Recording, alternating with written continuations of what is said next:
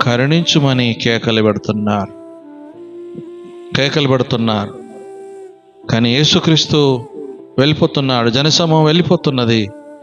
ఇంకా గొప్ప శబ్దముతో ఆయన కేకలు వేస్తున్నాడు.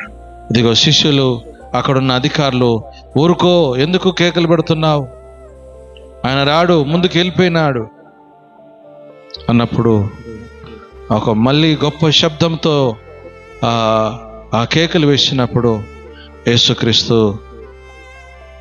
విన్నాడు. అతన్ని తీసుకొని రమ్మని చెప్పినాడు. మరి నా నుంచి నువ్వేం కోరుచున్నావంటే, అయ్యా నేను చూపు పొందబోచున్నానని అడిగినట్టుగా మనం చూస్తున్నాం. చూపు పొందిన తర్వాత ఆయన ఏం చేస్తున్నాడండి?